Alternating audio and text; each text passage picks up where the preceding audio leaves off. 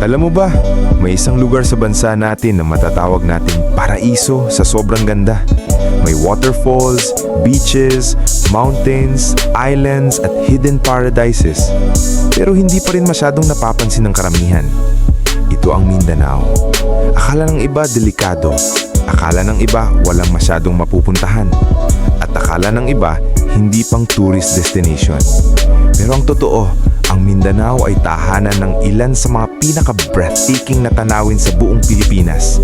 Sa video na ito, dadalhin kita sa top 15 pinakamagagandang tourist spots sa Mindanao na dapat mong puntahan, na siguradong mapapawaw ka sa ganda at baka idagdag mo pa sa travel bucket list mo pagkatapos mong mapanood ito.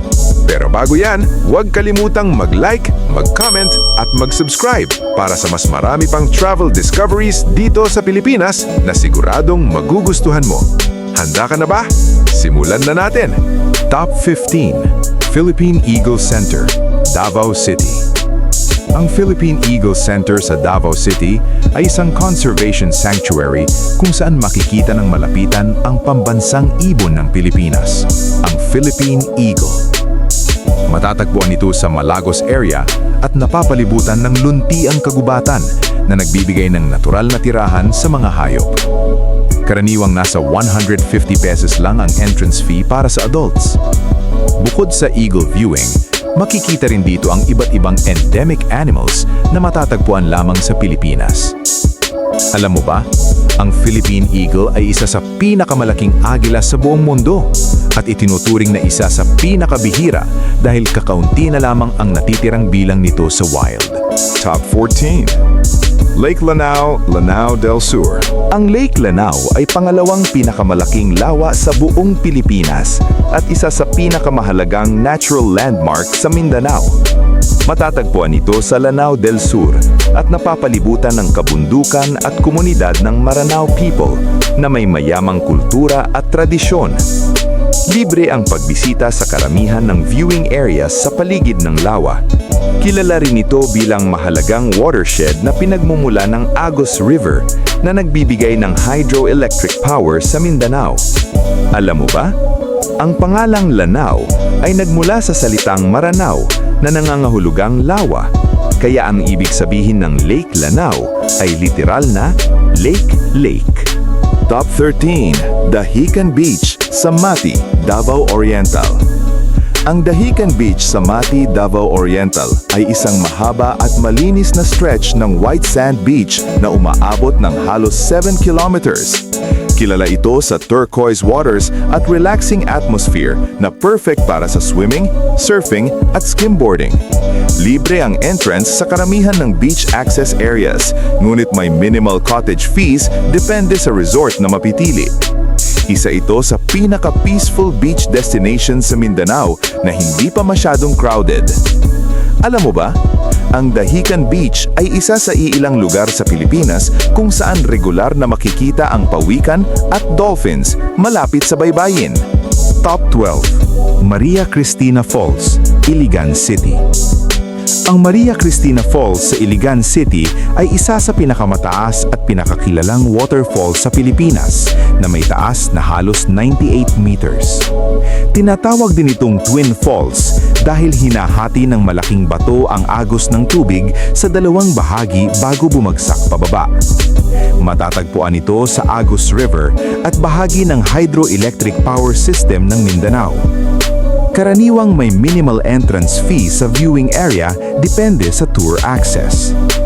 Alam mo ba, ang Maria Cristina Falls ang isa sa pangunahing pinagkukunan ng kuryente sa malaking bahagi ng Mindanao sa pamamagitan ng Agos Hydroelectric Plant. Top 11. White Island sa Camiguin. Ang White Island sa Camiguin ay isang napakagandang sandbar na napapalibutan ng malinaw na dagat at panoramic views ng Mount Hibok-Hibok at Mount Vulcan. Matatagpuan ito ilang minuto mula sa bayan ng Mambadyaw. Dahil wala itong puno o establishmento, nagbibigay ito ng purong island escape experience na parang nasa gitna ka ng karagatan. Alam mo ba, ang hugis ng White Island ay nagbabago depende sa galaw ng alon at tides, kaya halos iba ang itsura nito sa bawat pagbisita ng mga turista. Top 10. Lake Cebu, South Cotabato. Ang Lake Cebu ay isa sa pinakamagandang cultural at nature destinations sa Mindanao na kilala sa tatlong lawa nito, ang Lake Cebu, Lake Seloton at Lake Lahit. Dito rin matatagpuan ang isa sa pinakamataas na zipline rides sa Southeast Asia, kung saan makikita mo ang malawak na tanawin ng kabundukan at waterfalls. Karaniwang aabot ng 300 hanggang 600 pesos ang zipline experience, depende sa package. Bukod sa adventure, kilala rin ito sa makulay na kultura ng Tiboli tribe na tinaguriang Dream Weavers ng Mindanao. Alam mo ba, ang Lake Cebu ay tinatawag ding Land of the Dream Weavers dahil dito nagmula ang sikat na tinalak fabric na hinahabi batay sa panaginip ng mga Tiboli women. Top 9. Pink Sand Beach, Santa Cruz Island, Zamboanga City. Ang Pink Sand Beach ay isa sa iilang pink sand beaches sa buong mundo. Matatagpuan ito sa Santa Cruz Island sa Zamboanga City at mararating sa pamamagitan ng maikling boat ride mula sa mainland.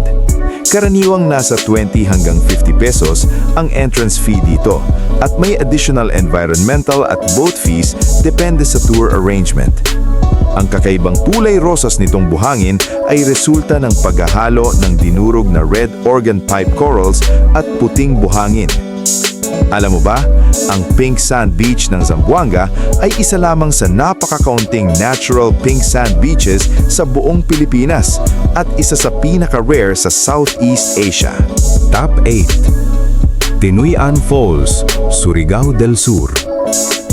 Ang Tinuyan Falls ay kilala bilang Little Niagara Falls of the Philippines dahil sa lawak at lakas ng bagsak ng tubig nito.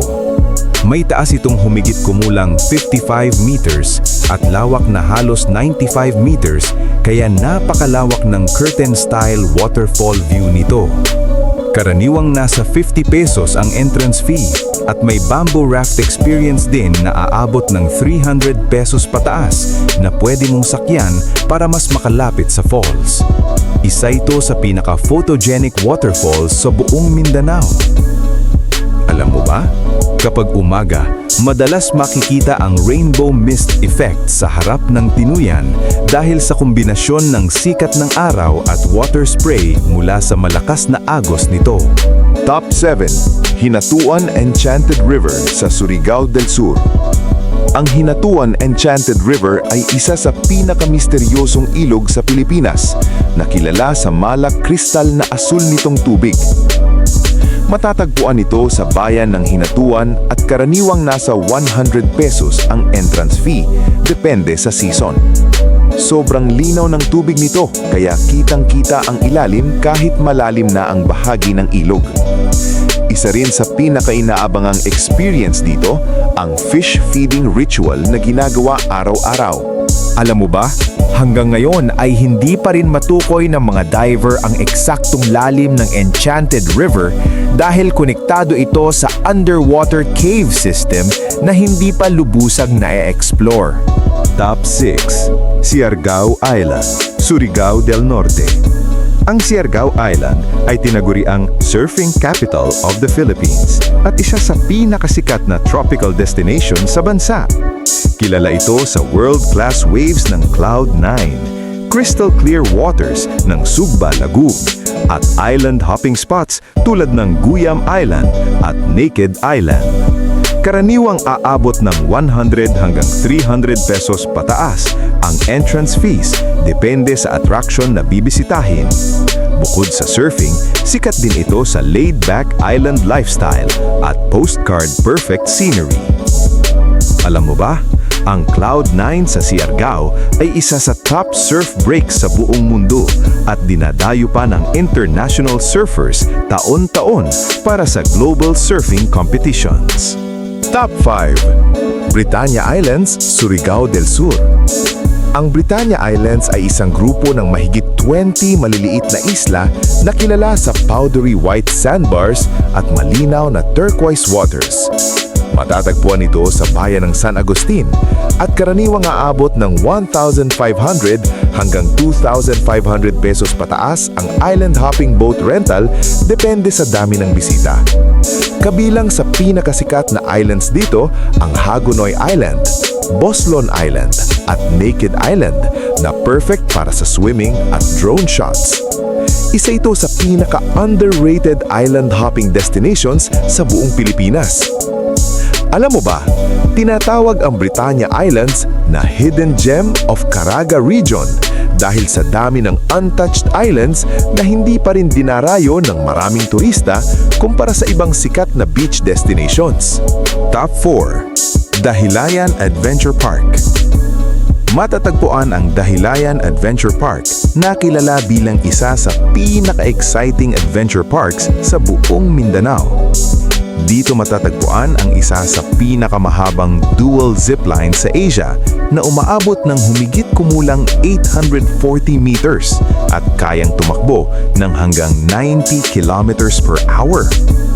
Bukod dito, may drop zone free fall ride, rope courses at iba't ibang outdoor adventure activities na perfect para sa thrill seekers at family travelers. Dahil nasa highlands ito ng Bukidnon, bonus pa ang malamig na klima at pine tree mountain scenery na parang ibang bansa ang vibe.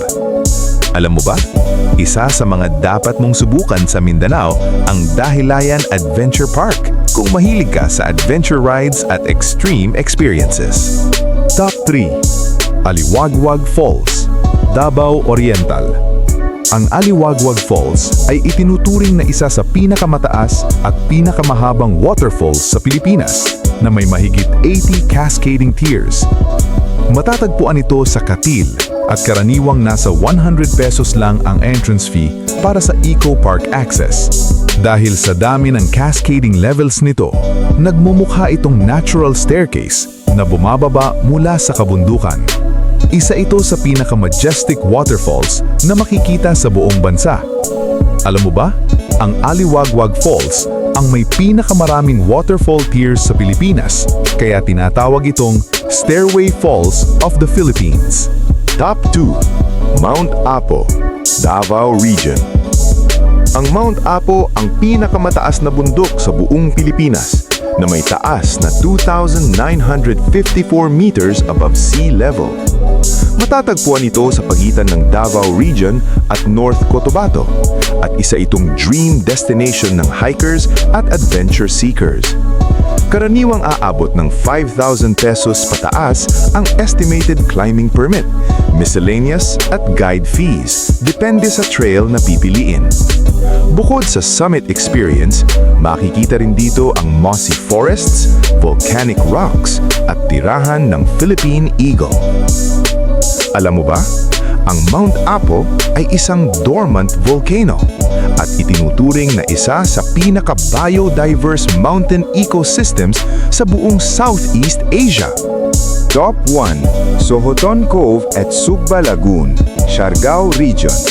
Ang Sugba Lagoon at Sohoton Cove National Park ay ilan sa pinaka-breathtaking lagoon destination sa buong Pilipinas na matatagpuan sa paligid ng Siargao Region. Kilala ang mga ito sa emerald green waters, limestone cliffs, at malamovie na lagoon scenery na perfect para sa kayaking at swimming. Karaniwang aabot ng 1,500 hanggang 3,000 pesos pataas ang island hopping tour packages depende sa itinerary. Isa ito sa pinaka-iconic tropical landscape sa Mindanao na dinadayo ng local at international travelers. Alam mo ba, sa Sohoton Cove, may mga stingless jellyfish na maaaring makasama sa tubig ng ligtas.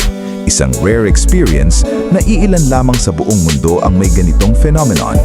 At ayan na nga, ang top 15 most breathtaking tourist spots sa Mindanao. Mula sa mga amazing waterfalls hanggang sa malaparaisong islands at mga bundok na tila umaabot na sa ulap, tunay ngang napakaraming hidden gems ang matatagpuan sa Mindanao na siguradong madadagdag sa iyong travel bucket list mo. Ikaw, kabida, Alin sa mga tourist spots na ito ang pinakagusto mong puntahan? At may alam ka pa bang ibang breathtaking destination sa Mindanao na dapat naming maisama sa susunod na video? I-comment mo na sa baba ang iyong sagot. Tandaan, hindi lang magagandang tanawin ang meron sa Mindanao, kundi mga lugar na nagpapakita kung gaano kayaman ang ating bansa. Sa bawat paglalakbay natin sa ating bansa, mas lalo nating napapatunayan na napakarami pa talagang dapat tuklasin sa Pilipinas. At kung nagustuhan mo ang video na ito, huwag kalimutang mag-like, mag-share, at mag-subscribe para sa mas marami pang travel discoveries at amazing Philippine destinations na katulad nito. Maraming salamat sa panunood. Hanggang sa muli, kabida!